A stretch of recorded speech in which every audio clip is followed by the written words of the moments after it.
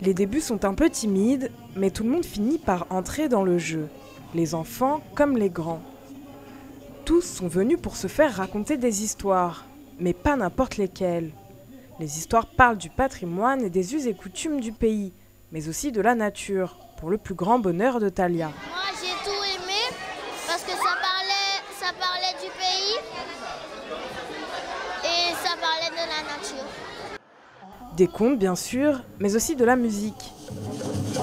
Certaines se laissent emporter, d'autres semblent un peu moins convaincues, mais la plupart ont aimé ces histoires rythmées. À chaque parole, il faisait des chansons avec.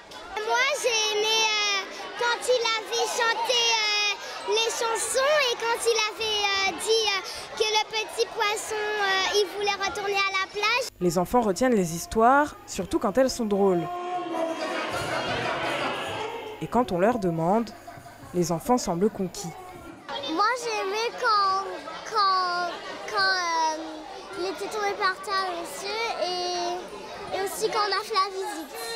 Quand on a raconté des léos, quand on a raconté des contes que je ne connaissais pas encore.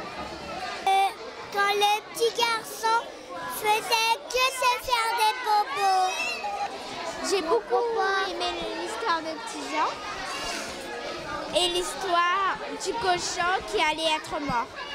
Alors la magie du conte, on l'a vu, hein, la magie dans ce que nous pouvons transporter, dans tout ce que nous pouvons transporter, tout ce que nous pouvons dire, qui peuvent permettre aux enfants de fixer un point et de partir avec ce point-là dans les nuages, dans l'univers, partir, voir ce que nous disons. Lorsqu'on parle d'un personnage comme Barry, on parle de Barry, mais il se voit et il voit la personne, il voit vivre le personnage dans leur environnement. C'est ce qui est merveilleux, c'est ce qui est magique et c'est ce que nous essayons de transmettre.